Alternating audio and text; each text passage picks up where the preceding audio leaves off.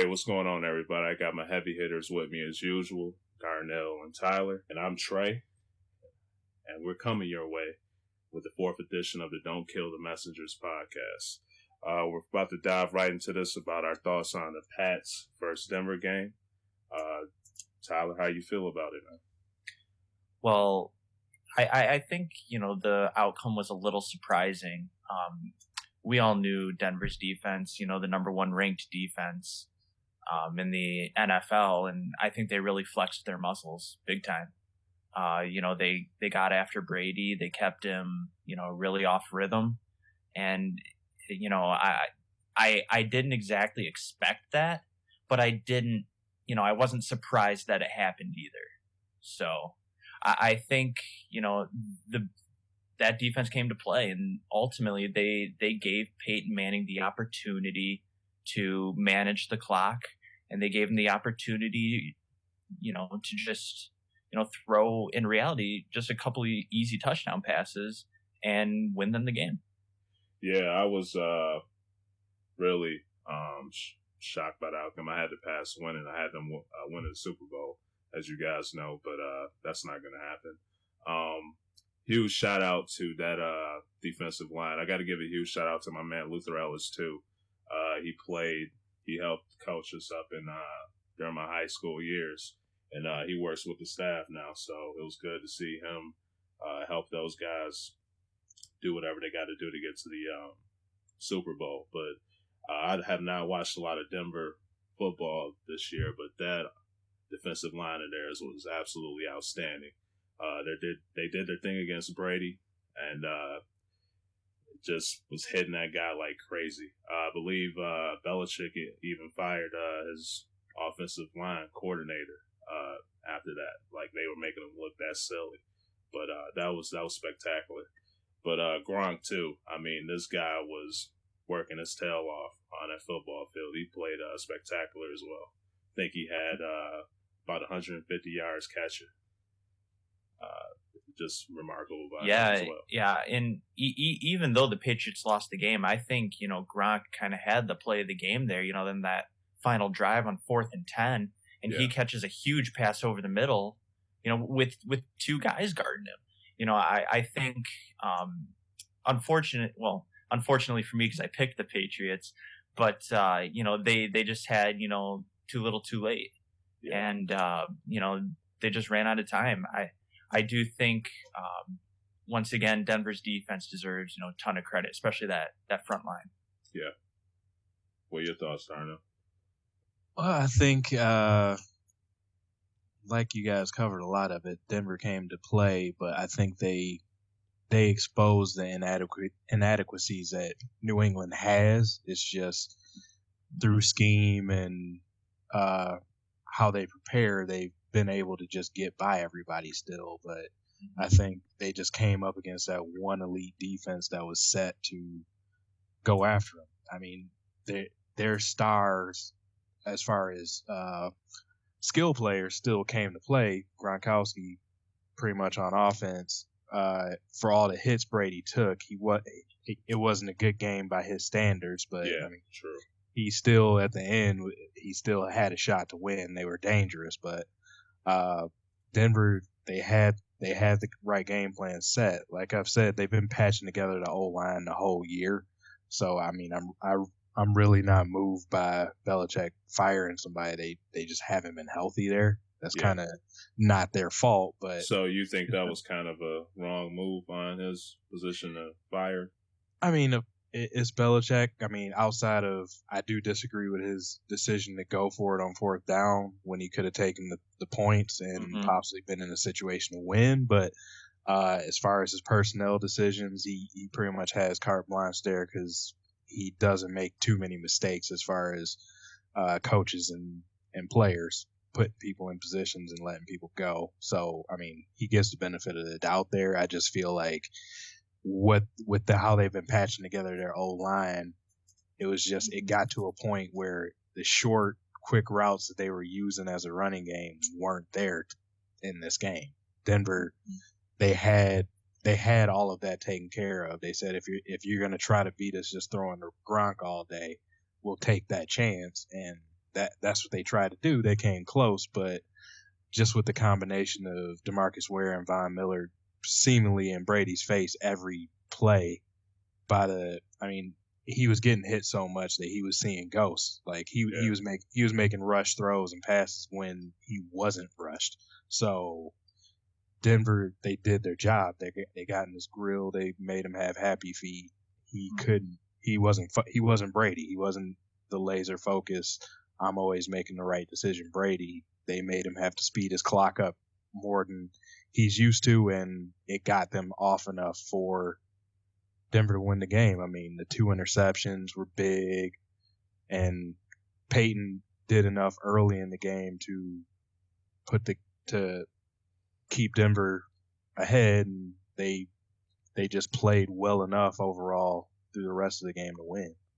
Yeah, speaking of big plays, you don't really think of a missed field goal or a missed extra point attempt being a huge play, but Gostkowski missing that point after.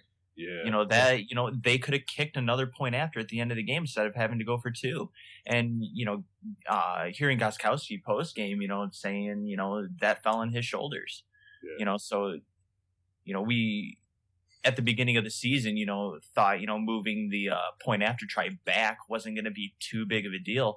But on, the biggest stage so far in the season, it, played a really big factor. Yeah. Real quick, what do you guys think about that rule? You think it was pointless, or what are your thoughts on that? I think it showed that it makes the point after a lot more serious. I mean, it's not a mindless chip shot anymore. I mean, I think you see more teams attempting to block them now. Yeah. But a lot of times, you either change the channel because it's a point after try, or you walk out of the room real quick. But I think now people are starting to become a little more intrigued with it. Yeah, I think it was a good move. I mean, it makes, like, you as a fan watching, you want everything that happens to have a little bit of drama to it. Because I mean, when the point after was taken from the 2, like the league average was like 98 point something percent accuracy, and so that's just it's a gimme. So unless somebody totally shanks something or somebody gets a 1 in a million block from there, it is pointless to watch. But putting it back there, it gives a feel of a real field goal that you have to try, that you have to focus on, and you can't just loft it up over the blockers. You might have to actually put some leg into it and have a lower angle on the kick, so you get some blocks. You've had some misses, like some wind affects it, and it just makes it something you have to pay attention to, and you still get that little pit in your stomach if you're watching your team, and it comes down to that extra point maybe. Yeah, I can agree. I think it's pretty intriguing, but it's still kind of weird. Just watching football so long, after they get a touchdown, to see the ball move that far back. But yeah, it does, it does add a little bit more interest to the game. So I can definitely agree with you guys there. Anything else on this game? I think moving forward, the 2-week gap between the championship round and the Super Bowl is going to be really big, especially for Peyton Manning, who, I don't know whether he's 100% or not. And, I think at this point, nobody's 100%. Yeah, that's true. But I mean, especially Peyton Manning, being so late in his career. He even told Bill Belichick after the game, this might be his last rodeo. Mm-hmm. And I think, especially if he wins, we will see him kind of retire because his body's just taken the toll over the years. But, I think the 2-week rest is definitely going to play in the favor of Denver. It will also, give them an opportunity to see, 2 weeks of really outstanding game film from Carolina, who's potentially playing their best football right now. Yeah. It'll give them, really good tape to learn from. And I think the 2-week break here will definitely benefit Denver, even though Carolina's the hotter team coming in. Yeah. Any other words, Darnell? No, just I mean that was the game of the weekend. It was fun to watch. I think it was probably that last time we see that key playoff matchup between these two quarterbacks. I mean, I'm glad Peyton had a decent game to give it a little bit of that nostalgic feel, but I mean the defense carried them and they did their work. So good game. Yeah. All right. This game was pretty bad, but Carolina versus Arizona. What did you guys think of that? Did you guys watch the whole game? Is the question. Yeah, I did not. Okay. I will admit I did not watch the whole game. Once again, I think Carolina just went above and beyond what everybody thought they were going to do. I think, the majority of people picked Carolina. Now I know like Darnell picked Arizona, but I think, deep down everybody kind of had a feeling that, Carolina was going to do something, They're just having an to awesome win the man. game. It's some, sometimes you just look at a team and you're just like, it's their year and they're just going to find a way to do it. But, I don't know that people expected Carson Palmer to have 4 interceptions. I don't think, interceptions. like not even close, on some of them. I don't think people expected this defense to really step up. We all knew Carolina could force turnovers and, force 3 and outs and really, stop, some pretty good offenses. But with all the weapons that Arizona had, I don't think anybody really saw what, 15 points coming out of Arizona as their total. I mean, I think I was a little bit shocked that Carolina was able to do it a second week in a row, but this time keep it up for 4 quarters. Yeah, I agree. I mean, yeah, I did pick Arizona on this one, but I did say it was just because I picked them at the beginning of the year, just to get that out of the way. I did not have a good feeling looking at this just because of how good Carolina looked against Seattle, and good God, they are like you said earlier, Tyler. They're playing their best football. They look like they could beat almost any team in history playing how they're playing right now, and just like especially how they're just starting off. I mean, they just as soon as the game starts, they just put their foot on the pedal and just they're blowing the doors off of teams and in a quarter or two. And I mean, and this was the game where I think they started listening to a lot of the chirping about them taking their foot off the gas, like they did with Seattle, like they did earlier in the year against Green Bay. They said, okay, we're gonna break out and we're gonna step on your neck, and we did that. Yeah. They went nuts, and I mean, just I'm not impressed by their receivers, but goodness, they keep putting up numbers now. I mean, Olsen, like, he's a tried and true tight end. I mean, 113 yards. He made the big plays, and I mean, Cam is just anybody that doubts him and says he's just because he's not the prototypical quarterback. This guy is possibly the best quarterback in the league. Yeah, to build off that point about, the Carolina receivers, they're nothing to really be excited about, but that's because that's just the fact of the matter. I mean, Ted Ginn Jr.'s, kind of turned into a journeyman who's kind of, just found a nice stop this year. And, Corey Brown's had some moments this year, but in reality, I mean, they are literally nothing to be excited about. You say those names and you're like, yeah, they can hack it. But they're stepping up because they know they have to. I mean, when Kelvin Benjamin went out, even before the preseason started, I think a lot of people wrote off Carolina, especially in the passing game. And Ted Ginn's had a couple games where he's burned some people. Corey Brown had that 80-yarder. I mean, these guys just continue to make the plays, like you said, and that's all the credit to them. And this receiving core, Cam Newton, Greg Olsen, Carolina as a team deserves a shot at the Super Bowl. just based on how consistent they've been all year. Yeah. And, like I said, I think that receiving core, does deserve some praise that they are not necessarily getting right now. Yeah. And it's crazy to think this team is one fluky long touchdown pass to Julio Jones away from being undefeated going in the Super Bowl. Yeah, I agree. That is true. I agree. And the interesting thing about that play too with Julio Jones was, he didn't even have a cornerback on him. He had Luke Kuechly on him. Yeah. And Luke, that was the one time this season I saw Luke Kuechly and said, man, he looked bad. He looked bad on that play. Yeah. And if that's the one moment where you're saying Luke Kuechly looks bad, he had a great year because that was not his position to be in. I was going to say, he looked bad against a freak receiver. Just snatched the ball out of nowhere. Absolutely. And if that's your worst moment of the year, you had a really good year. All right. Any other thoughts on this one, guys? I kind of got a question I want to ask you too. I just thought of it. Yeah. Go ahead, so I can forget about this game. All right.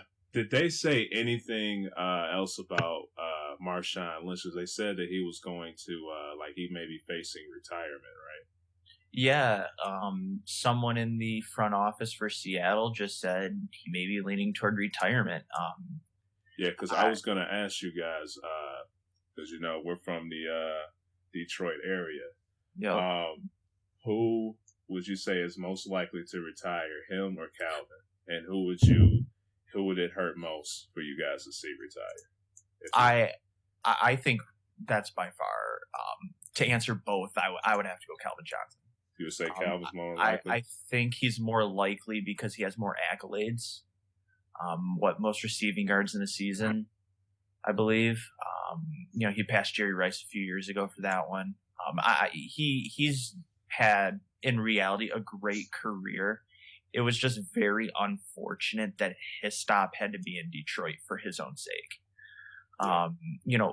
Being able to watch him every Sunday was, great. I'll admit that. But you had to get to a point as a Lions fan where you're like, this guy better than what Detroit can give him. Seriously. I mean, I don't know. I think it would hurt the Lions more. I mean, we saw Marshawn Lynch sit out a bunch of games and Thomas Rawls just be a stud. So I think they have a proven backup. Yeah. But I don't know that you can replace Calvin Johnson with anybody on the current roster. Yeah, you can't. I'll tell you that right now. Yeah, I think Marshawn's more likely to retire. Yeah, honestly, just because he's got a ring. Think he's made his paper. He seems like a pretty simple guy. He likes his money. He fought with Seattle to get the extension he got. Was it last year? But he's a running back, just the position that he's in. As many hits as he's taken because of the style of back he is, he's not going to go anywhere and make the type of money that he wants. So it's either he take a severely diminished amount of money to go somewhere to get a shot at still being a number one back, or it's just walk into the sunset. Because I think he secured a spot. He's one of the greats from. I mean, like, whenever I think of him, I still think about that run against the Saints. Oh, yeah, that was amazing. Yeah, where Beast Mode was born, basically. Yeah. And so I think he's more likely to retire. I agree, but not by as much as you guys are letting on about who it hurts more. Just because, I mean, Calvin's not what he was. Yeah. Like, Calvin, I agree. Calvin, when he was at his peak, he was like the best thing I've ever seen play receiver. But due to, I mean, I tell it to Trey all the time, due to the quarterback he was playing with and how inaccurate Matt Stafford is, I think Calvin's career was severely shortened by all the times he had to save him from bad throws and take unnecessary hits and get injured for it. Like, right now, like, people still give Calvin the benefit of the doubt about how great he is. He might get you 6 or 8 really good games this year, but he's not. I don't even think he's a top 10 receiver anymore. Wow. Yeah. I mean, I definitely see your point of view on that. I've told this to people ever since really Matthew Stafford's second year, once he really got comfortable in the NFL. I always said, Tom Brady makes his receivers better. Aaron Rodgers makes his receivers better, but Calvin Johnson made Matthew Stafford better. Yeah, totally and agree. that alone, I think, just speaks to how good he was. I mean, if you've never seen a highlight reel of Calvin Johnson, please do yourself a favor and look it up, because he has caught some incredible catches in his career. Not necessarily from bad throws, but definitely from throws that shouldn't have been made. Yeah. Well, he has made some spectacular catches off of bad throws too. I mean, bad decisions, maybe not bad throws, but double coverage and having triple coverage. Up. Yeah. The one that really sticks out to me was when they made that big comeback in the fourth quarter against Dallas. He caught one over like 3 defenders in the end zone, and people's jaws dropped to the floor. Mm-hmm. I mean, but he's done that for the majority of his career. And I don't know. I thought, as just a fan of Calvin Johnson himself, I was kind of hoping that the rumors flying around of should the Lions trade Calvin Johnson would have been true. I for his sake, for being a Detroit Lions legend, I wanted him to see something, happen for himself and not necessarily for the Lions, because it's hard year in and year out to continue having faith in the Lions, but we always knew Calvin Johnson would be there to play. Yeah, I would love it if the Lions, because he's considering this, if they went to him and said, if we can find a reasonable trade with a Super Bowl contender, would you play still? If we can get a 2nd to 4th round pick from an elite team, I agree. Would you go? Yeah, a lot of people were throwing around the idea of should they try and deal him to Carolina. Oh yeah, I thought it would have made sense. I just don't know that Carolina was willing to deal what they had rolling. Yeah. So it made sense to me, but it didn't make sense to me at the same time. It's kind of like why would you want to trade something that's working right now? Yeah. So for sure, it's just a catch-22. You could have lost the locker room or something like that, but. I doubt it I don't know. With somebody like Calvin, though. I mean, I agree. I agree. Professionals. I don't see how he could go to any locker room and make stuff worse. Yeah, I agree. That's not what I'm saying. But I'm saying maybe someone in the locker room wouldn't have liked the idea that they're trying to tamper with, what's already a proven team right now or something like that. It may not have been with Calvin himself, but maybe just someone being unhappy with the management. Just with the chemistry, Yep, absolutely. Absolutely. Trey. Yeah. When I made my statement, your response seemed to be more so out of it. If I was to just throw 10 receivers out, do you don't think I could name 10 that you? I was just the statement. I think you can. It was just wow, Calvin Johnson, this dude, I was just a straight up beast, and it just kind of just hear that, it was wow. It's no shade to his all time greatness. Yeah, but dude is right now, maybe he might be able to check in somewhere from 7 to 10, but he's nowhere near that top what he used to be. Yeah, I definitely agree with you there. Yeah. For that's a statement. That statement hurts, man. But, we compare a lot of players now to their fantasy value, their fantasy football value right now. Calvin Johnson wasn't even a 4th round pick this year. He would have slid between the 5th and the 7th round if you were to do a redraft. Yeah. So, I mean, he wasn't the best fantasy receiver on his own team. Yeah. There would have easily been personally, I took Calvin Johnson in the 3rd round because I just thought that this offense was up for something good this year, and clearly they weren't. And looking back at it, I saw a lot of the receivers that were taken after him. Probably one of the bigger ones. Allen Robinson was taken after him from Jacksonville. He had a huge year.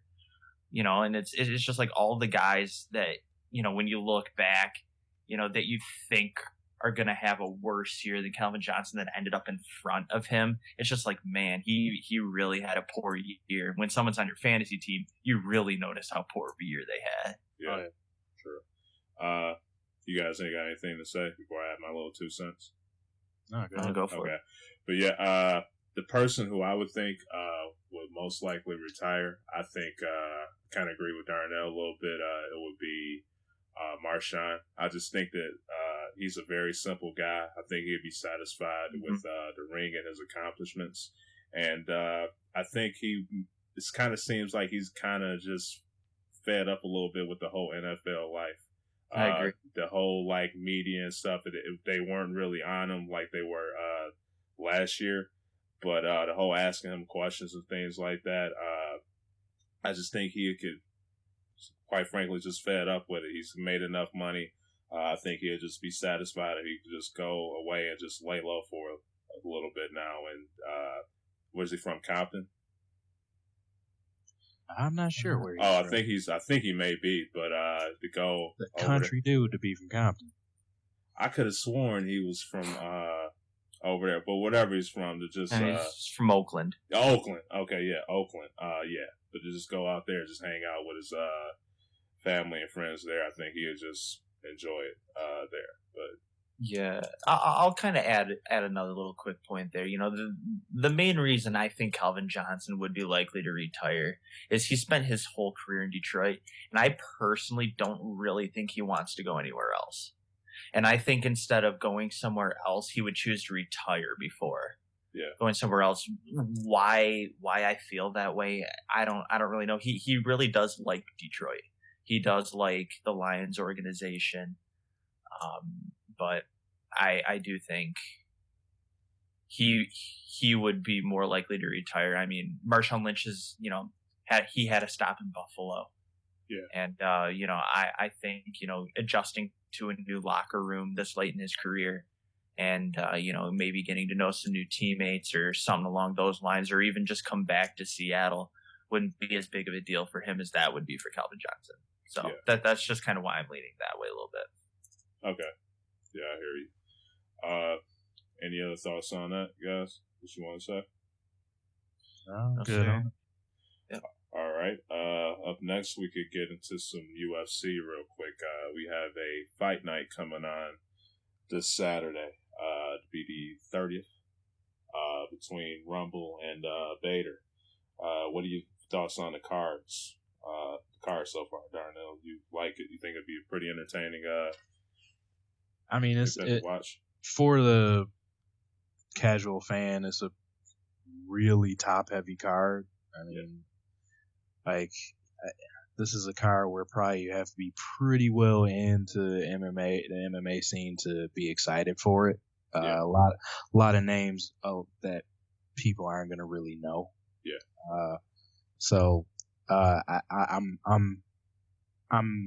happy to see it. I want to see what goes on with it, but it's definitely one where, like, outside of the main event, you need to just be a fan of MMA and the UFC more than just I'll watch a big pay-per-view with a bunch of names on it. Yeah, I can agree with you there, but you definitely will be watching it, right? Oh yeah. Okay, yeah, same here. We'll focus on like the 2 top fights. What are your thoughts on Barnett versus Rothwell? Who do you think will win that? Oh, this is a hard one to call just because, I mean, Rothwell's been, he's just a type of guy that he never goes away. Yeah. He's been peaking a little bit lately. Barnett, he's like a former UFC champion from the olden days. Not a bad fighter, but like just never going to get back to that top level. I mean, Rothwell probably won't either, but he's probably a little closer to it. Basically, it kind of depends on if Barnett can get this one to the ground. If it turns into a striking battle, Rothwell will probably knock him out. Okay. But if Barnett can get it down and do some wrestling, he can probably work it and get some type of submission. Yeah, he has a 53% submission percentage. Yeah. So, and Rothwell is 77% KO, TKO percentage. Yeah.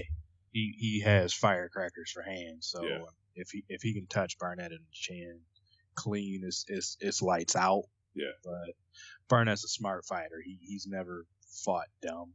So if he will be looking for the quickest way he can try and get him to the ground so he can try to use the superior grappling he probably has. But Rothwell will be swinging for the fences early and trying to get out of there. Yeah. And just to let you know, Rothwell's takedown defensive percentage is around 68%. So not bad for a heavyweight. Yeah, that could be pretty good. I'll go with. I'm a huge fan of knockouts, so I'm gonna be going for Rothwell on this. I just love to see a person get knocked out. Submissions are nice. It's nothing like making a person just say "I quit," but I want to see somebody's head fall off, man. So I gotta go with Rothwell on this one. That's probably where I'm leaning to. It's just he seems to be on a better arc as far as his career goes right now. Yeah. But I wouldn't be shocked if it went to the ground if it goes the other way though. Okay. Definitely be on the lookout for that then. And what are your thoughts on Johnson and Bader? This one's even harder for me. Wow, okay. Well, it's just because Bader, he's on like how many? It's like an 8-fight winning streak. Oh wow, yeah. It's just like if you look at both fighters, the more complete, well-rounded fighter is probably Bader. Yeah. But the more explosive and more athletic and what he's good at, he's really good at type fighter is Rumble. Yeah. But Rumble, like something that me and you were talking about earlier, Rumble has that Vitor factor. Yeah. Like if you can make it through a round with him, your chances increase every round. And I'm pretty sure Bader is going to be looking to, as long as I can keep my noggin from getting taken off my shoulders for 5 minutes. Yeah. My chances go up exponentially. Like Bader has some decent hands. They've gotten a lot better as of late. Like I was really impressed, even though I think there was still some ring rust that went to it. But I was impressed with him when he fought Rashad Jones. Rashad Evans, who is he's known for his stand up and his head movement in boxing, and Bader outboxed him clearly. But Rumble is not really boxing with him. If I touch your face in any way, you will probably pass out. So it's going to be a tough battle for Bader to stay out of that range and not get caught in a bad situation where he's getting bombed on. Yeah. But my head is probably going that Rumble will get that early round knockout. Yeah, he has a 70% KO TKO. Said I watched that guy, man. That guy, he's just explosive with his punches. I mean, he puts everything into it. So and his kicks. Lately, he's gotten a few people off of throwing a little switch kick to the head. He's got a couple of those over the last couple of years too. Okay, yeah, definitely. Yeah, I have to look towards that too. But yeah, it's this is definitely going to be a interesting fight. So yeah, I had to go with Rumble on this one. Do you think whoever wins this one, you think they get a shot at the title? After Jones. After Jones? Yeah. Okay. Now that he's been reinstated, I don't think there's any doubt that the next So you think Jones should immediately fight Cormier? You don't think he should get a little opponent before that to work off a little rust or anything? You think he should fight Cormier immediately? Well, I guess that's up to Jones. If he wants a tune-up, that's up to him. But, I mean, he never lost the belt. True. He got stripped off of doing something stupid. Yeah. But he did his time. He took the year-long suspension. Cormier wants to fight, too, because he wants to avenge that. So. But yeah, I think it's Jones's fight, and probably he should take it as soon as possible with all the muscle he's putting on, because he looks like a heavyweight now. Yeah, and that's I'm kind of nervous about that, man, because once you get that mass, that can slow down your speed and stuff. But yeah, it's gonna be interesting to see how all that powerlifting of his is gonna affect his fighting once he returns. But it'll be interesting to see. Mm. Yeah.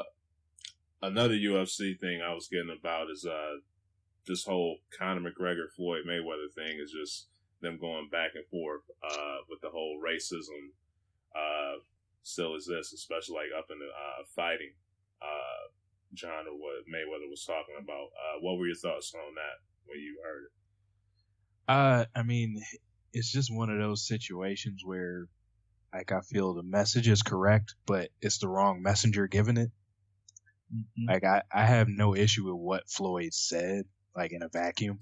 Yeah. Like, I do agree that minority fighters are looked at differently when they are brash and cocky and calling their shots and saying what they'll do and they're the best ever. I mean, you can go back to, I mean, he's well loved and everybody's number one fighter of all time, but it wasn't always Probably.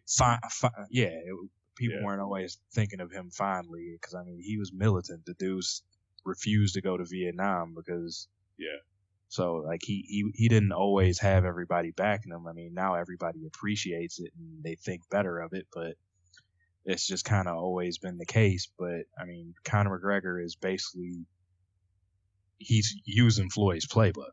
Yeah. Like, just I'm gonna run down everybody I'm fighting and talk about how much money I make and how rich I am and how I get paid off of every fight. But what he has some detractors, but for as far as the media goes, is kind of funny and humorous, and he's getting that press, and by doing it, he's one of the top 3 draws for the UFC. Yeah. Money wise. So I mean, I'm not gonna knock him for doing it. Like, you do what you do to get your paper, Yeah. and improve your status as a fighter, especially in the UFC where you don't make boxing money.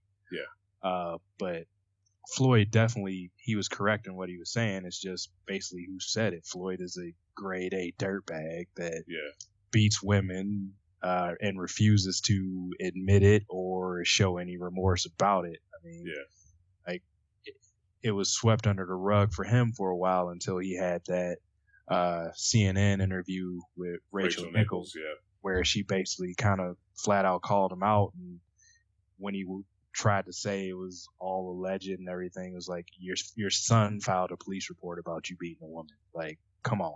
And called you less of a man for it. Let's be real about that. So I think some of the backlash to Floyd for saying it is basically because of who he is, and I can't blame people for that. Like, I don't respect him because of that as well. But if you just made that statement and didn't put a name behind it, I don't see how anybody can argue it. Yeah, I can agree with that. Real quick, you want to chime in on this stuff? Yeah, I agree largely with what Darnell said. This isn't the first time Floyd Mayweather has opened his mouth and received backlash for what he said. So, I'm definitely not surprised that he said it. But once again, Darnell, like you said, if someone were to make the statement and not put a name behind it, like you said, you can't really disagree. I mean, another area where we're seeing this right now, for those who may not be, all caught up on this situation specifically, is with Cam Newton. The whole dancing around and celebrating and talking about, hey, we are good, and I'll throw in, you can't argue with what their team is doing, just like you can't argue with the logic that McGregor's kind of getting he's getting overlooked in all of it. Another thing too, man, is because if y'all know, man, Mike Vick, another one. Mike Vick used to be my boy back in the day before the whole dog issue and everything. I mean, dude was just a flat out beast. One thing that I see, because I'm a Ravens fan, so I get some little trash talk with people from Pittsburgh. But one thing that a whole issue that was going on in Pittsburgh is these people, they didn't want him to play because of the whole dog fighting issue. And I'm looking at them like, what about Ben Roethlisberger? You guys know that this guy doesn't have like a clean slate either, right? But it's like, oh, it's dogs. Yeah, but it's And so we're just gonna forget about the whole Ben Roethlisberger situation. This guy just has a clean slate now. But it was and even to take that to an even a little more extreme level, Ray Rice didn't get to play football this year. Yeah. Yet Greg Hardy gets a 4-game suspension. Yeah. It's just, I don't know whether you want to call it a gray line or whatever you want to call it. I think it just comes down to an issue that's deeper than I think a lot of people are willing to look at it. Well, yeah. It's just the society we live in right now. Yeah. It's like when you take it to the NFL, it branches out into a couple other realms. Basically, like one, you have to look at what position they play. Like with what Tyler's talking about, Greg Hardy versus Ray Rice. Yeah, defensive line versus running back. Ray Rice is a running back that he had that year before. Yeah, who had a who had a bad year, and you can probably sign somebody off the street as long as you got enough speed to hit a hole. You can play there, and I might not have to pay you as much. But Greg Hardy's an elite pass rusher, so I'll look the other way a little bit. Yeah, and I mean, but I think probably the closest match is basically what Trey, what you were talking about with Roethlisberger and Vic, and then Tyler on the other hand as well with Cam. Just like he can't have any fun on the field. Yeah. Or else he's looked at as he's making a mockery, all the dancing and people writing to the local newspaper trying to say he's gyrating hips and stuff like that. It's like this dude, he looks for a child. Yeah, it's like he looks for a child every touchdown give a football to. Like, and I mean, I can't believe I'm sticking up for somebody that went to Auburn. I mean, like give the dude a break. Like, I like sometimes like you see all of that kind of stuff and it's just like, is it just really that bad to see a dark-skinned quarterback doing well? Because I mean, like I even think about it, it's once again like you also have to look at the position issue, but like how excited Des Bryant gets. Oh, like you remember the whole issue last year where he's walking around screaming. Everybody was like, "Oh, this is so disrespectful." He's going off. He was actually supporting his team, saying good things. Yet, one of the most demonstrative people I ever see like get mad and get in people's faces when they mess up or drop a pass is Tom Brady, who is the golden boy of the NFL. Yet he will scream at somebody. He got into it with his coach. If we remember, well, not Belichick, but O'Brien, who was not the Houston Texans coach when he was the quarterbacks coach. He basically like put him through the ringer. Yeah, but it's just people don't look. Yeah, quick question for you guys, and I think Trey, I'll let it start with you real quick. All right. But how much of this do you think has to do with, I don't know, reputation and prior offenses? If Darnell bringing up Des Bryant. Like, Des Bryant doesn't necessarily have the cleanest record. So it's like, how much of it do you think people are just holding on to past offenses so they can be like, oh, hey, you're slipping up again? You know what I mean? Do you know what I'm trying to say here? Yeah, I can see what you're saying. I think, having past offenses, I think that helps with like the hatred or just animosity that people has towards a specific person in the league. But I still think there's a issue with race in the league. Just kind of like what I said with the whole Vic Roethlisberger thing. Here's two people they did wrong on both their parts, but it's like for you to focus in on one guy and say, oh, well, you know what, he shouldn't have a chance to play in the league anymore. Get him off the team. And then you have a guy that you love and adore as your quarterback who's done wrong. I think that's absolutely silly. But the past offenses, that really helps too. Kind of like with Pac-Man Jones. Here's a guy had the history that he has had, and then to get into the trouble that he's had this year with Amari Cooper and then with the whole playoff game, how he was acting in the playoff game, you know, that stuff gonna add up and then have people have a more animosity towards the guy. So I guess Darnell, you can touch on that, but I have an additional question for you. As a parent, it's like, you know, I was raised to believe, you know, wrong is wrong, no matter who you are. You know, how do you view that? You know, as you know, when younger kids are watching this stuff and seeing it, like how would you try to portray the message, you know, of wrong is wrong. It doesn't matter whether you're, you know, white, black, green, you know, because truly it shouldn't matter who you are. If you're doing wrong, you're doing wrong. And there should be, you know, I don't necessarily want to say punishment, but there should be, you know, a proper reaction to wrong, despite of who you are.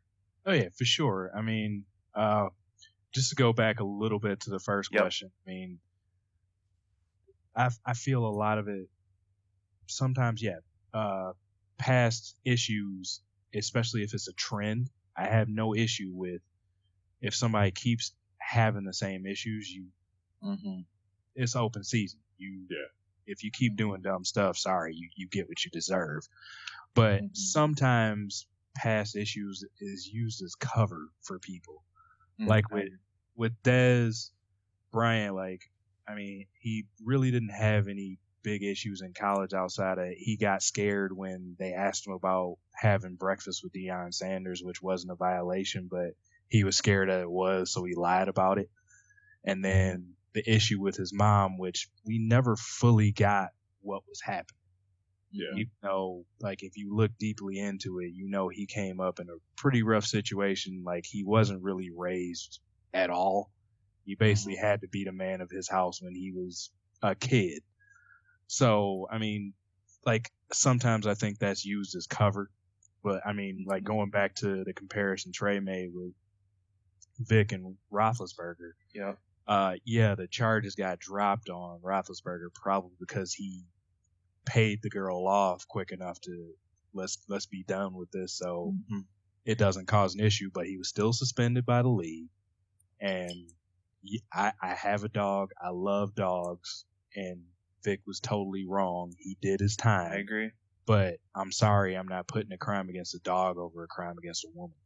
And like, I agree. That's like, you can't use prior offenses there when you're boycotting the backup quarterback playing for your team because he did something which was horrible, like something I would never want anybody to do.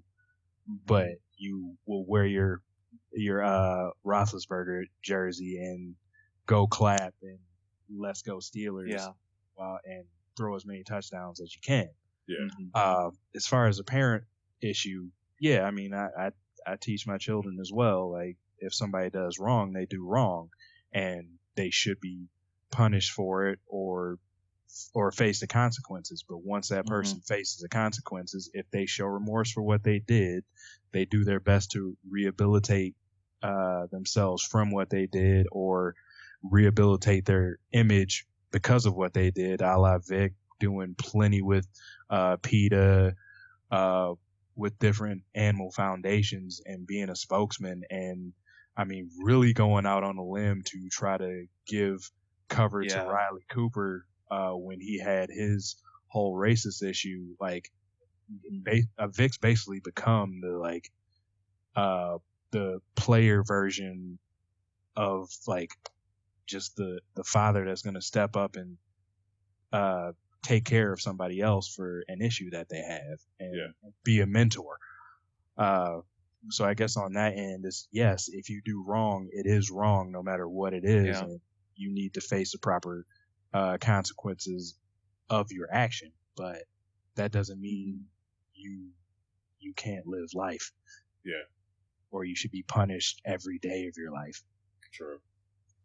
Yeah, and I guess that's the thing I find so interesting about all of it is, I will say I was very fortunate to grow up in a situation that I did, loving parents who, taught me equality and, everybody's equal and things like that. And, as now I'm getting older and society, I'm you begin to notice more things as you grow older and get into society a little bit more. And I don't know, it's just hurtful and painful to watch, constantly just the unfair treatment that we see really across the board. I think we see it, you know, in a lot of different situations. And I'm not trying to say that, any situation's greater than the other, but, the athletics, and now that presidential debates are coming up, we're starting to see a lot of things rise in those two areas. Yeah. But, yeah, I don't know. To me, as someone, who really, tries to make an effort to treat everybody fairly and to, give everybody, the same, opportunity, in terms of their voice and their action and, things like that. It's tough to watch society right now, as a whole. And, I don't necessarily know if there's one specific, thing or situation to blame, but, as far as we've come as a society, we still have a long way to go. Oh, definitely. Any other thoughts on this, guys? No, let's get back and lighten it back up now. All right. Absolutely. Oh man. All right. NBA. Big issue this week is the whole Cavaliers David Blatt situation. What did you guys think of that? Not shocked, but just odd timing, I guess. I mean, it's never seemed that the team really had it never seemed like they liked him or gelled with him or respected him. I mean, the running joke all last year was like LeBron is the coach and the GM and the owner and everything else. Yeah. Like, basically he runs the organization. And I mean, there's different times where you saw basically he just kind of like, like when he grabbed the thing to call the play last year. Yeah. And basically called him out in the interview after the game. It's like, no, I had to play, so I didn't want to run his play. It's like, Jesus, like, that's your coach. Yeah. What about you, Ty? Yeah. Personally, I did not like the Blatt hire from the beginning. Not discounting Blatt as a coach, because he has had success overseas and had really good success. So, I mean, there's no doubt that he can coach. I just think it was the wrong situation for him to step into. Stepping into a team that's just getting LeBron James back in a city that's pumped over the Cavaliers. And, clearly LeBron James coming back, I think everybody knows that the city of Cleveland, the front office of the Cavaliers, will do whatever it takes to keep LeBron happy to keep him around. Now, granted, I think this will be the rest of his career with the Cavaliers. But, I definitely think that, like Darnell said, it was just a matter of time, because the signs were very obvious that he did not have control of this team. Stories were flying around that earlier this year, LeBron was getting really frustrated toward the end of a game, and when he went to the bench, he sat in Blatt's seat. Mm-hmm. Yeah. And if that's not a sign, I don't know what is. Yeah. Now, the GM, I believe, came out and said that LeBron didn't have anything to do with the decision. But are you guys buying that? Absolutely not. Absolutely not. Nobody with a brain is buying that. Yeah. Me especially, because I was kind of telling Darnell about this. Like, whenever you hear about a coach getting fired from a team and a team's top player, you don't never have a discussion about, did so and so have get consulted about should he stay or not? they just got rid of him. Who cares? But this whole LeBron, the fact that they had to come out and even bring that up is kind of like, okay. But I mean, at the same time, it's like, dude, you're LeBron. Like, people would love to have the decision to say, oh, well, you know what? I don't like this coach. Get rid of him. Boom, you're out of here. You know. So with his, you know, quote Spider-Man, you know, with great power comes great responsibility. You know, he has all that power. You know, that's, you know, people would love to have that type of power. You know, that comes with the game, man. You gotta live with it. Yeah, I think this was one of those games of semantics. Because I mean, like you're saying, it's weird that he wasn't even asked. The GM like made it a point to say LeBron was not consulted about this issue. Yeah. Like I kind of feel like that statement was planted on him just so he can give LeBron a little cover. Yeah. LeBron was not consulted about this issue. LeBron's people probably came to you and said, "Look, dude, LeBron is not happy. You got about 2 days to get rid of this guy. So let's make this happen." Yeah. And on top of that, I think, you know, that statement was also planted in there so he could, you know, try to avoid some harder questions. Yeah. You know, because if people are going to assume that LeBron James has, you know, that much control of this team, which I think everybody already assumes that he does, you know, I think that could have raised a lot of questions in terms of their front office personnel. And I think, you know, he also said that to save the franchise some face, especially because if they have a player running their front office, I mean, how does that look for those guys? Yeah.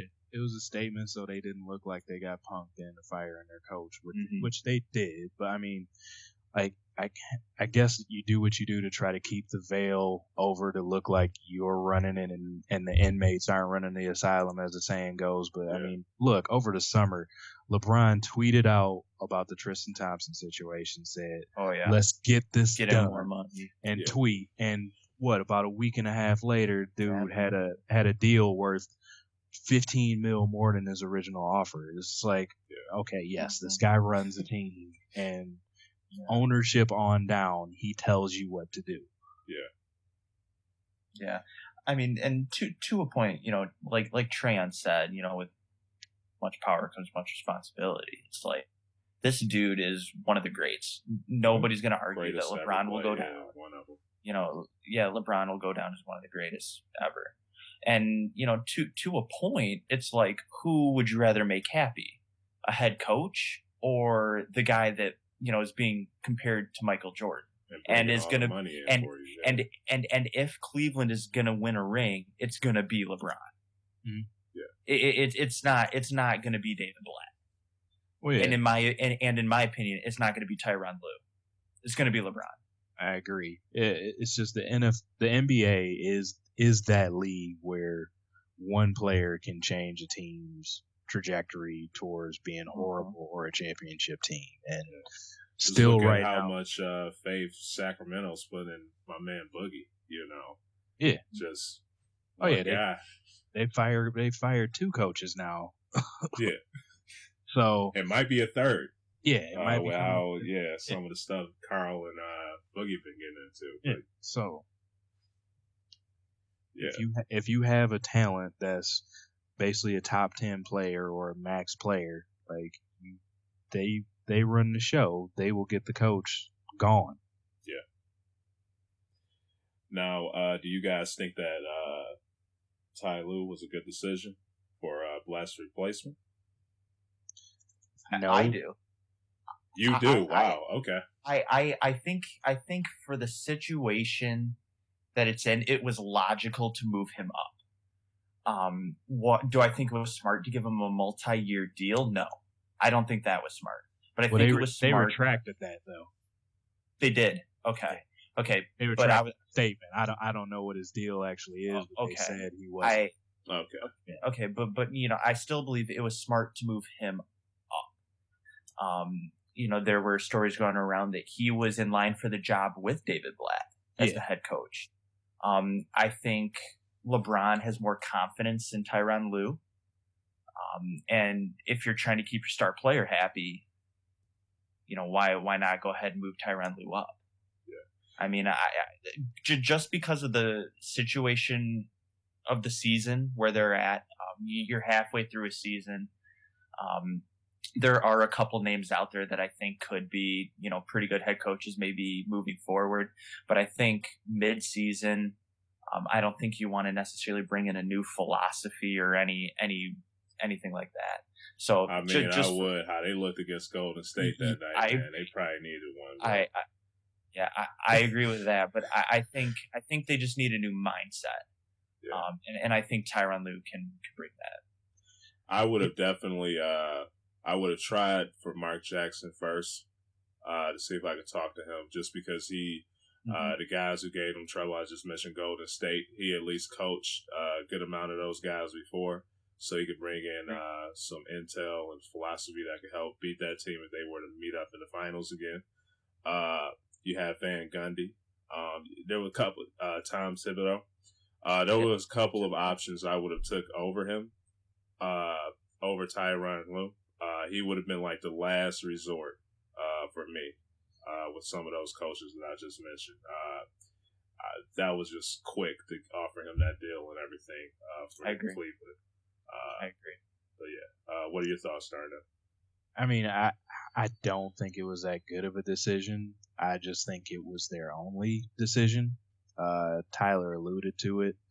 Ty Lue was their second choice to be the head coach. And they, to make sure they could get him on staff, they made him the highest paid assistant coach in the NBA. So they already had a high price assistant, and they just fired their coach, which he was probably not making much less than.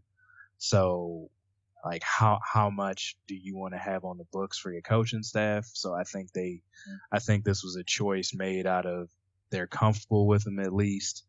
He has more respect for the players, so let's just go with this. Like Trey said, there were better options out there. I'm not sure what would be a fit with this team just because of the group of personalities they have. I think like probably Mark Jackson or Van Gundy would have been my two looks at this. I don't think Tibbs will work with him. Like, I know he preaches defense, but how he rides his players, I don't think that would work well with this squad, especially with Kyrie Irving on the team. I don't think that would have worked well. Yeah. I think that would have turned into a horrible relationship, and possibly LeBron, because I think over the last couple of years he's shown by how many minutes he can play that he wears down at the end of the year. Yeah.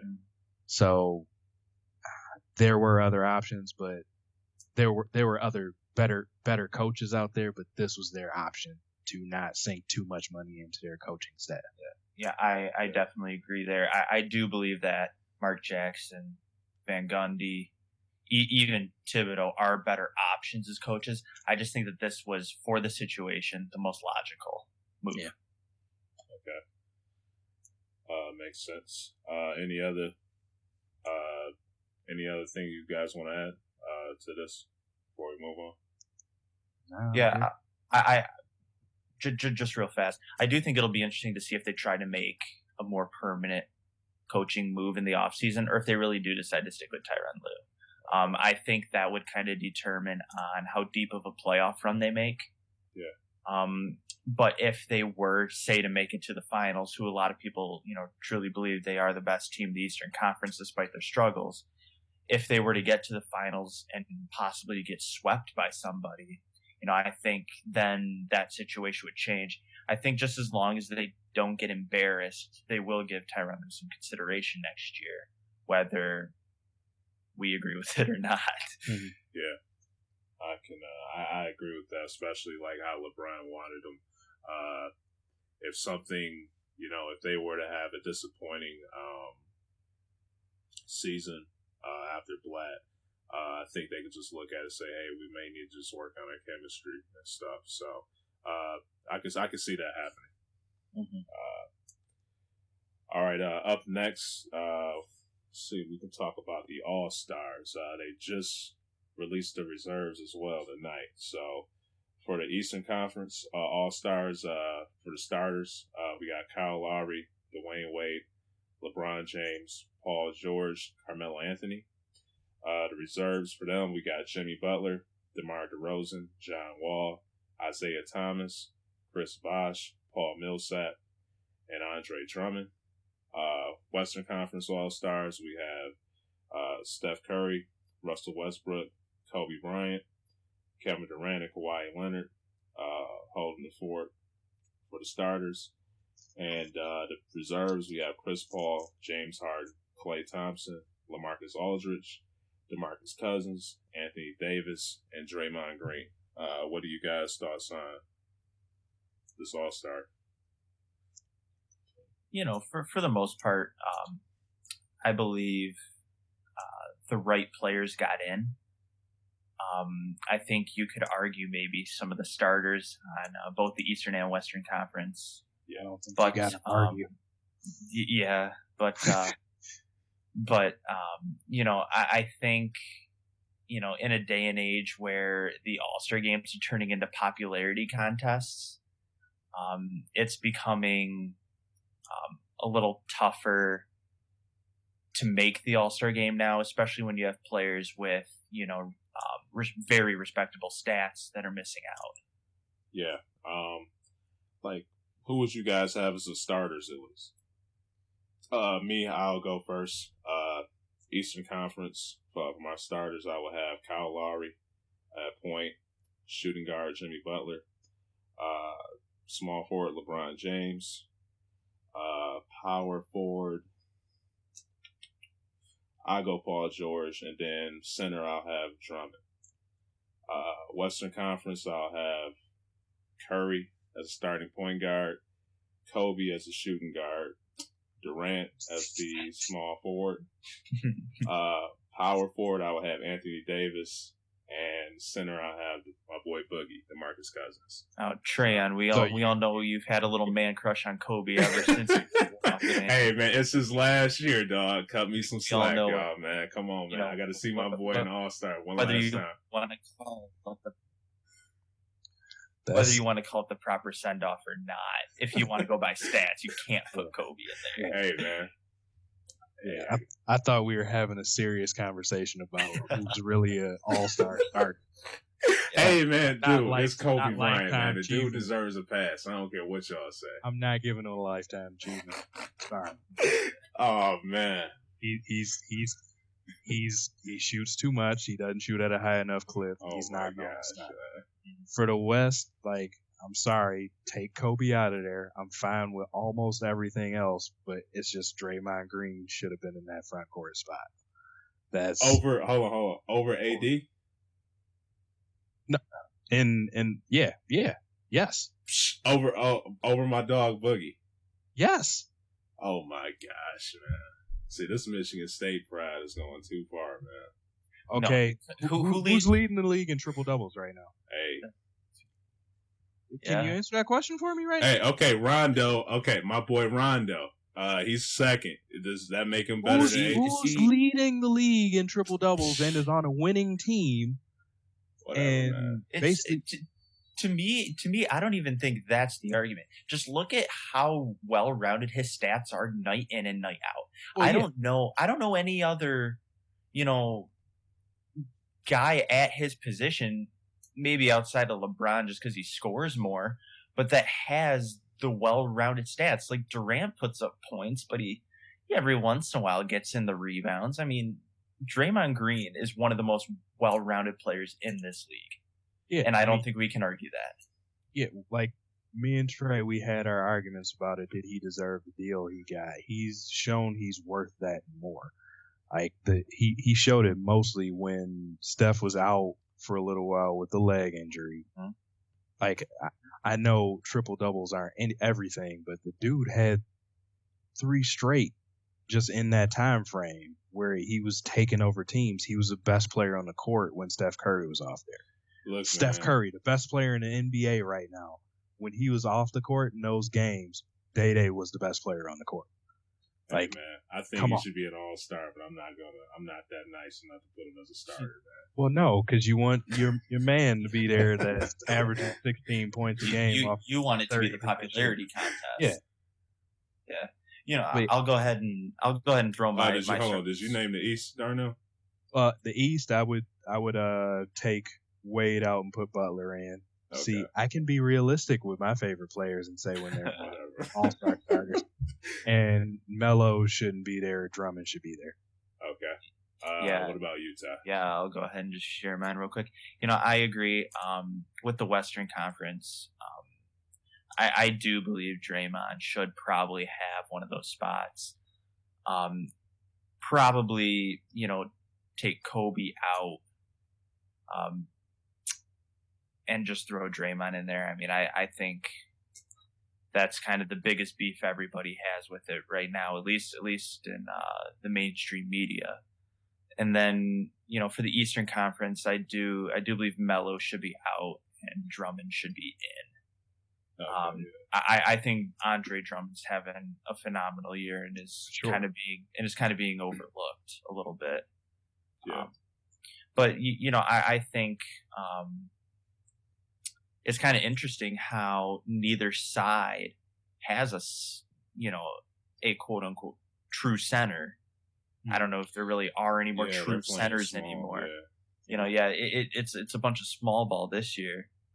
I mean, if you look at the starting lineups, Drummond's the only guy you'd characterize as a center for the Eastern Conference, and for the Western Conference, you got they have Anthony Davis and DeMarcus Cousins both as center forwards. So does Aldridge does he play any center at all, or is he just power forward?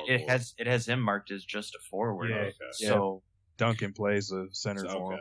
Yeah, so I mean, we're seeing, I don't know if you want to credit it to Golden State, but we're seeing the NBA being revolutionized right now in terms of small ball. And granted, I also think, with it being fan voting, the center's not a sexy position. You're not going to get, somebody out there, granted anybody can put up a highlight dunk in the All-Star game, but, you want the sexy players, the highlight players in the All-Star game. And I think the fans voted directly for that. Yeah. Any other thoughts on this, guys? Nope. Kobe's not an all-star. Whatever. Well, overall, what do you guys think of the voting? Do you like the fans voting? How do you think it should be? I personally am not a huge fan of the fan voting. I mean, I get the concept. You're trying to get fans engaged. You're trying to get them, seeing their player in it. One thing I think is cool is, Kyle Lowry is going to be starting in front of his home crowd, and that'll get a big ovation out of everybody. That'll be pretty. DeRozan didn't get in there with him. Yeah, that'll be pretty cool to see for Lowry. It'll be a moment he'll remember forever, I'm sure. But in terms of, is it a good idea for the entertainment purpose? Yes. For it being a meeting of the conference's best players, no. Yeah, I mean, I agree. I get why they do it. You want to get your fans involved in your sport, but it's just sorry. Fans are, for the most part, biased, non-objective, and sometimes just flat out stupid. I mean, I agree with you. Who was it? I can't remember who, but Jaja Pachulia. Yeah, he came. He was 10,000 away from being a starter. Yeah. Come on. Well, who did that? I don't know if you. I don't know if you guys remember, but a couple of years ago, shortly after Yao Ming retired, it was a year or two. He was still leading in voting. Yeah, he was retired. Yeah, so it's just stuff like that where. You got other countries trying to show national pride to get their person in, or you just have a rabid fan base that's voting like crazy for the favorite player on the team who may or may not actually be the best player on the team. Yeah. It really needs to come. Maybe you can vote for one player to make the team. Whoever gets the most fan vote, you get the 12th spot on the court. Yeah. But the starters, I really think that should be an honor placed on who actually are 5 best players from each conference or at their positions or whatever. But it just gets a little too far in the weeds when you got fans voting because you get too many wonky picks to be starters. Like, I mean, I'm sorry, I keep going back to it, but I just know it's everybody just still showing their love because this is last year for Kobe, but by no way should he even be on this team. All right. Yeah, I can agree with you on some aspect. You know, from a business standpoint, I would love to get my fans involved. So I think it's good as a business point to let them vote and have that power. But one thing that I would like to see, just as a fan, you know, if they could have vote for one guy, say the top 2 players in the NBA. And one thing that I would like to see, those top 2 who were voted, if they could like be captains and like pick whoever they want on their team and like they duke it out. And kind of like, so you think the East-West thing should be out?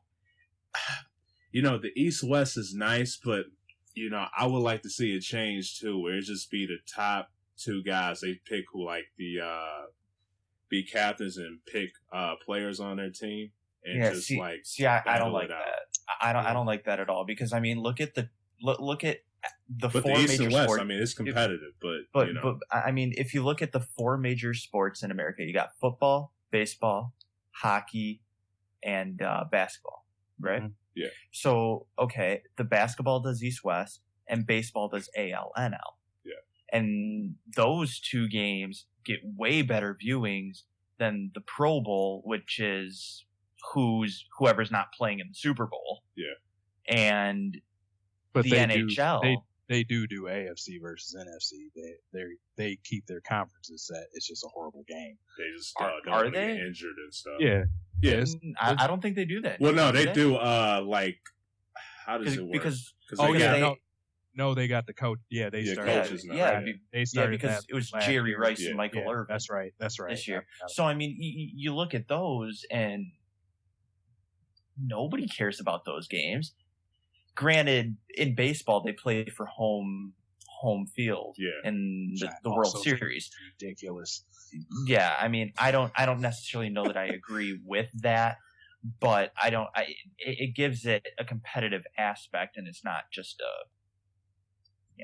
Yeah, just I mean, one thing, run you know, either way, derby. Darnell, you know, it's competitive for the baseball aspect, but yeah. So, but I guess my overall point is, I feel like when you take conference or division pride out of it, it just kind of becomes a joke. And yeah, I mean, you got a point because you got the history with it. Like I believe the NBA has the best quote all-star game. I believe it's the best one. It's usually 2 halves that you watch. The first half is basically everybody showing off. You get all the crazy hours and stuff like that. But they get pretty serious once the game starts. Boil down into the end, and usually you have them playing pretty hard and they want to win. Like with the NHL one, like you said, it's fluky with all the like trying to make it into like a outback and on the lake game where I pick you and also I believe this is the first or second year that they're making it like 3-on-3, so it's not even a 5-on-5. Wow, 3-on. Wow. Okay. I mean, it makes it a ton of offense, but you know, it's just fluky. Yeah, so I mean, it's like everything. They're trying to go with as much scoring as they can to get more eyes on it, but it's just, I feel like baseball and basketball withstanding, the other 2, they deviate too far from what the sport really is. Because I mean, the Pro Bowl is dumb because that should just be an award and give everybody a trip to Hawaii because the game is stupid. They can't blitz. Half the people refuse to go. Like, and it's just not real competition. Like, you can't fake play football. It just looks stupid. And then, I mean, don't get me started on that one. I'll just get back to this, but it's just, I don't think they should change as far as the format goes with the NBA All-Star Game. I'm not the biggest fan of the fan voting, but everything else about it, I feel, is about as good as you can do for a exhibition game. Yeah. Can't take that away. I mean, it's still very competitive. So, any other thoughts on this, guys? Yeah, just to kind of bring up the point again about the whole fan voting. I think we've seen two kind of big fiascos in that this year. The first one being with baseball. At one point, the Kansas City Royals had like 7 of the 9 starting positions. Yeah. And that totally defeats the purpose. But that's the thing, though. If you get enough people voting for somebody, they're good. They have to get in. They have to get in. And we also just recently saw it in the NHL, and even bigger news. John Scott, who I don't even know what team he plays for now, because he got voted in as a member of the Arizona Coyotes, but he got traded since then to Montreal, I believe. And this guy's been sent down to the minors 3 times this year, and this guy got voted as one of the captains for the game. It's like, that just shows how big of a joke fan voting is, and it shows that the fans know it's a joke. Yeah. And if this is going to start to become a regular thing, they're really going to have to re-examine and come up with a new concept. Well, yeah, and like I feel like the teams themselves help out to make it ridiculous, because they, in their fan emails that they send out, they basically are just telling their fan base, if they have a into it enough one, just vote for our players and get as many as we can get in there. And like, you gotta have the fan, like, if your fans aren't objective, which most fans are, fan means fanatic, so you love your team and usually hate a couple other teams and don't care about the rest. Like, if you can't have informed voters that are looking at the whole product and seeing who actually deserves to be in this game, I don't know, I just feel like it shouldn't be something left in the hand to a bunch of people that really don't watch anything outside of their own little bubble of hometown. Yeah, I agree. All right, since it's mid-season, like based on what we saw so far, who do you guys think is the top 6 man so far? Darnell, I'll let you start on that one. Oh, put this on me. Thanks. Yeah. Oh, yeah, I mean, I am totally not sure on this one, just because I don't know, this one's just tough, like, trying to think about who really is a good enough spark off the bench. Like, I like Noah being put back, taken out of the starting line. I know he didn't like it, but I thought he was doing decent enough up until he got hurt.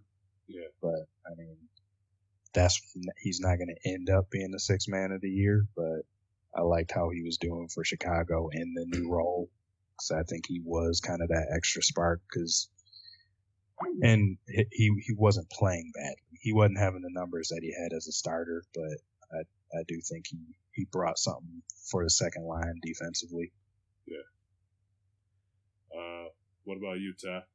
Yeah, I do agree. I think Joakim Noah being moved to the bench kind of stepped him forward in the idea of a 6 man, just because he can bring a lot off the bench. But I think someone who's always in the running is Jamal Crawford. He always does a lot for the Clippers. Won the award before he won it in 2014. I think he's at least always in the discussion.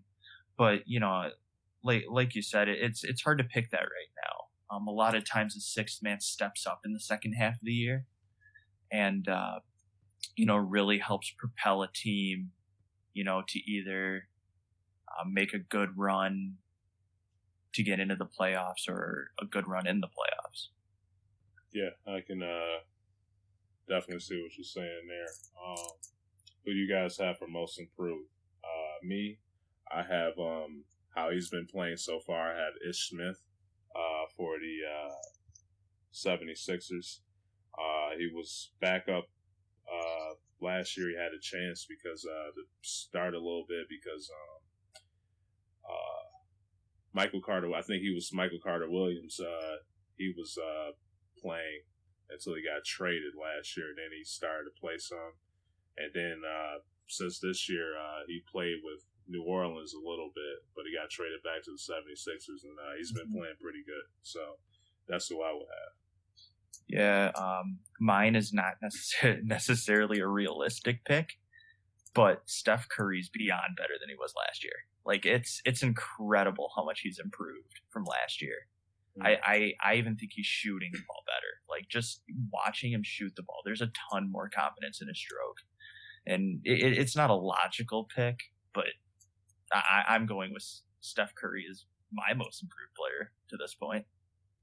All right, what about you?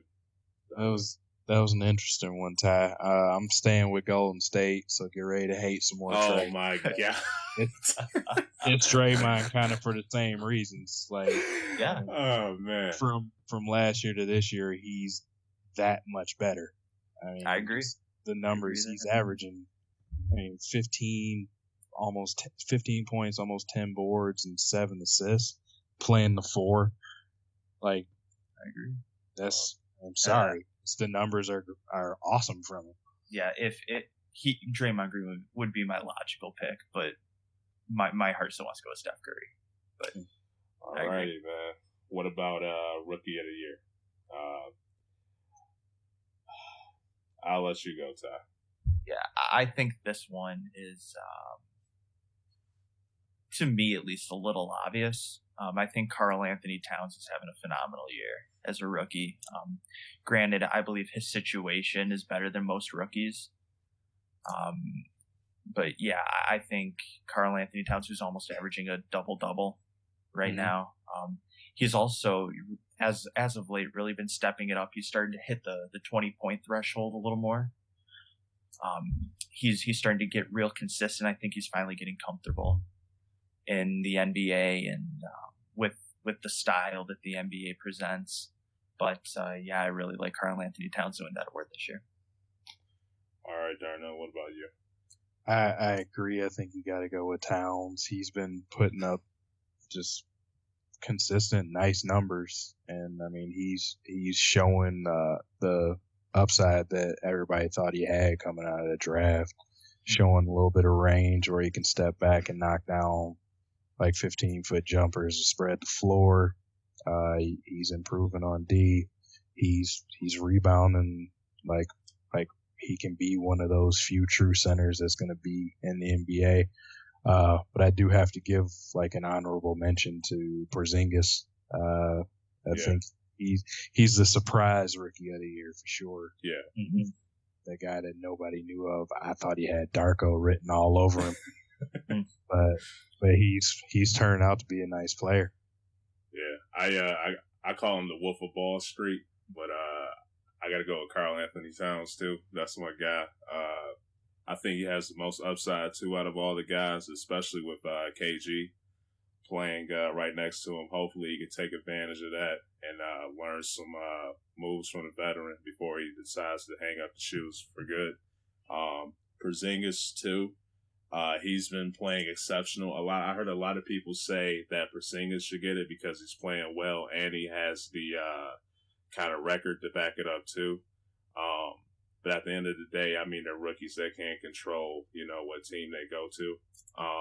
So with Karl Anthony Towns, he does have some pieces that I like with him, but he still needs to have some guys around him that can help him get to the playoffs at least to start talking. But yeah, got to go with my man Towns on that one. And yeah, if I could just jump in real quick, I do agree. Porzingis was the surprise. Like Darnell said, had Darko written all over him. He was huge question mark. I think there was a lot of intrigue during the draft of where he would be taken. But I do believe that Porzingis does have high upside in this league, and he has shown he can play. Yeah. I think he'll be fun to watch moving forward as well. And MVP, do we all say Steph Curry? Yes. Yep. All right. Yes.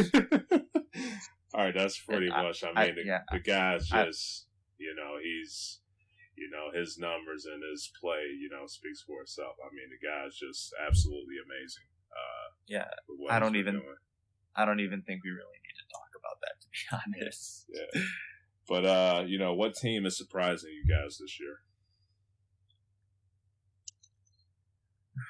That's kind of a tough one. Darnell, I'll let you go ahead because I think I'll go on this. Go ahead, because I think I have a different answer than both of you guys.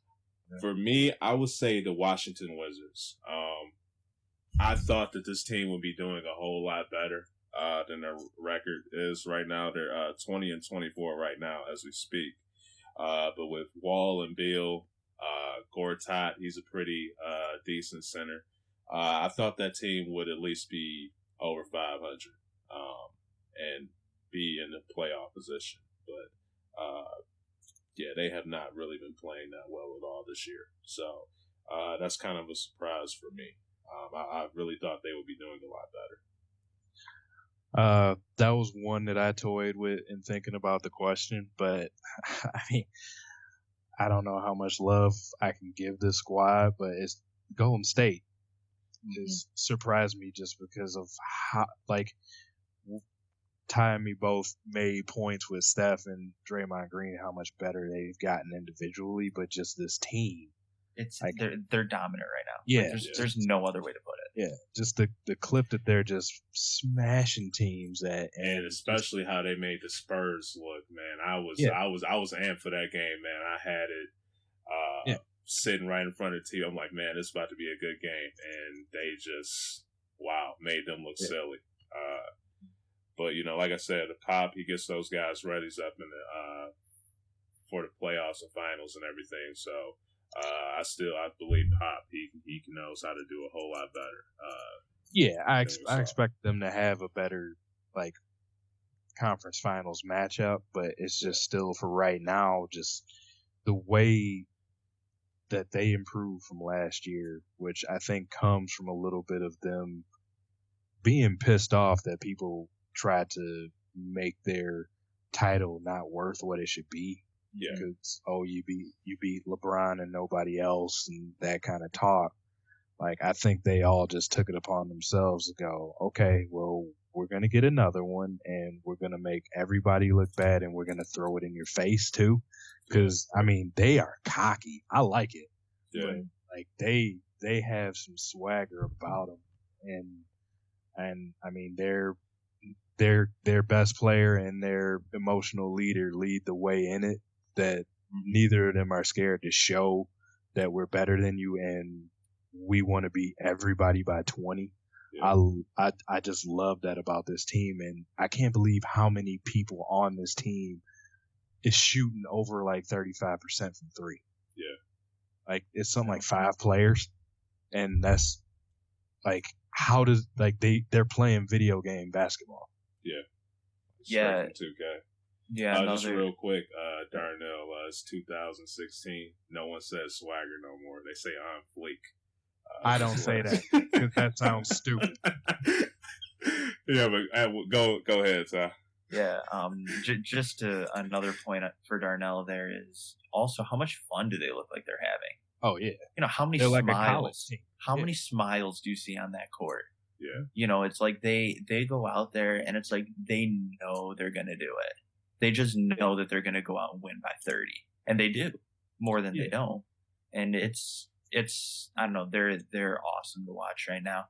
But as for my surprise team, I said I kind of have a different take on this than you guys, but I'm gonna go with the Eastern Conference right now, and I'm gonna go more specifically if you're looking at the playoff picture right now, the top 8 teams in the Eastern Conference.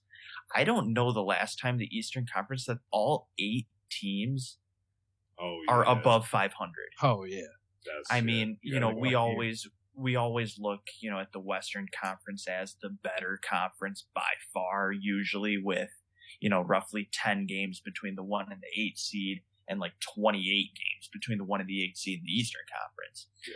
But, currently with Golden State being such an outlier in the Western Conference, the only team that's outside of 500 is Portland at the 8 seed at 21-26.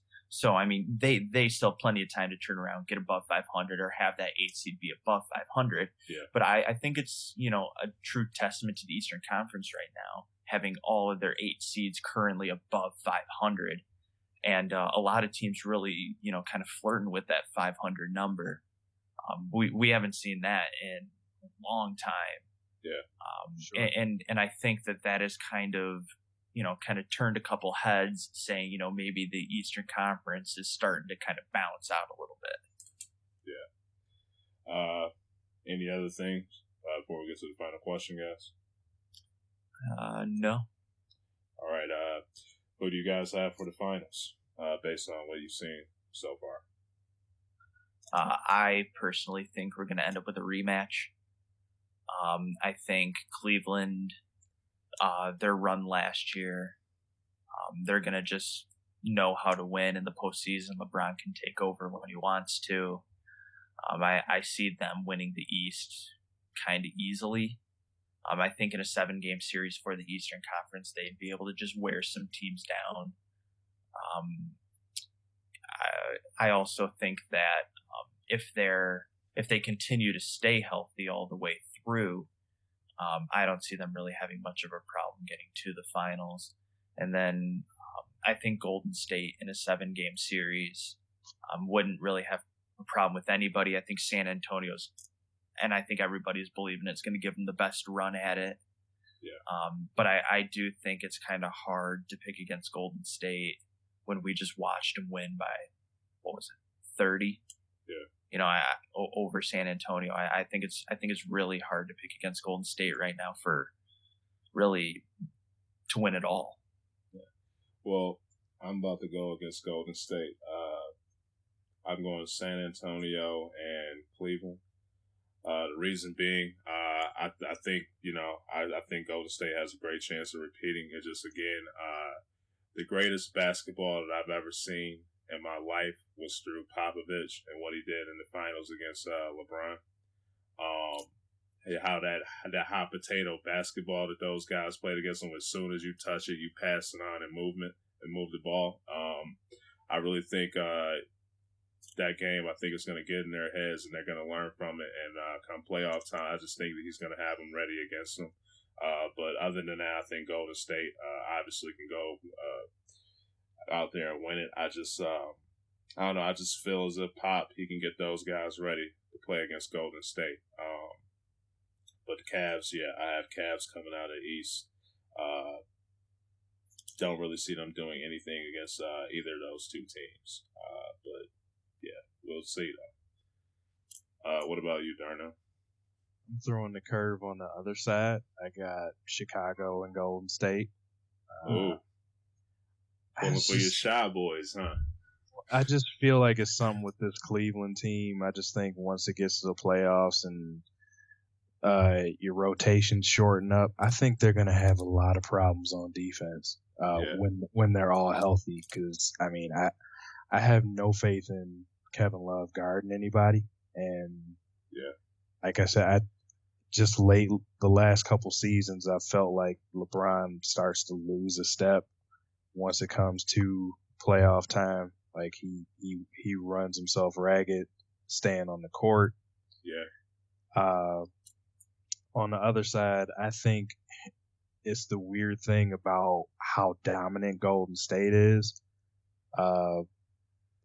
Steph Curry sat more fourth quarters than anybody else in the NBA right now, and they still are beating people by double digits. Yeah. So I don't think he's gonna have any issues with too many miles on him once it gets to the stretch. So I feel like that's one of those keys that they will have in matching up with the Spurs. I know Pop does a good job of making sure his stars stay healthy and get rest. Like he doesn't care about sitting people games and losing a game or two because of it, as long as they're there for crunch time. But if Golden State is blowing everybody out where they can sit their best players for the fourth quarter or most of the fourth quarter, they're going to be just as fresh as them. And I just think the cohesiveness that Golden State has on both sides of the ball, that they still have that edge over San Antonio where it's a there's some big new pieces that San Antonio has that that might be a factor when those teams go against each other in the Western Conference Finals. Yeah. I think another interesting point here with the San Antonio Golden State debate is San Antonio can sit their quote unquote star players. They can sit Tony Parker, Tim Duncan, Ginobili any given night and still win. I don't know that if Golden State were missing Steph Curry, that they would be able to still win on as a consistent basis that San Antonio does. Well, now, they did show it when Steph was hurt. I do agree. I just think if that turned into an injury and he missed 3 or 4 weeks, that you might see 2 or 3 losses in that kind of a stretch. I do a little pushback though on the other side though. Like the three players you named for the Spurs now, none of them are the best player. Yeah, I agree. San Antonio I was going to say why for 2 or 3 weeks or Aldridge. Exactly. I was going to say, but I feel like the only player they can't afford to sit or not have on the floor on a consistent basis really is Kawhi Leonard. Yeah. And as long as Golden State can stay healthy and Kawhi Leonard and, like you said, LaMarcus Aldridge, as long as they can stay healthy, I think we'll have fun down the stretch of the NBA. Yeah, definitely can agree with that. You guys have any closing statements? Nope. It's just getting fun now talking about some basketball. Yep. Okay. So we're definitely next week. Yeah, we should cover ESPN's top 10 for each position. So that should be really fun. Yeah. Other than that, yeah, you get to see my head explode a couple times. Oh yeah, man! I can't wait for that point guard discussion, man. It's gonna be a good one. All right, man. But I'll catch you guys later next week. So, all right, man. Peace.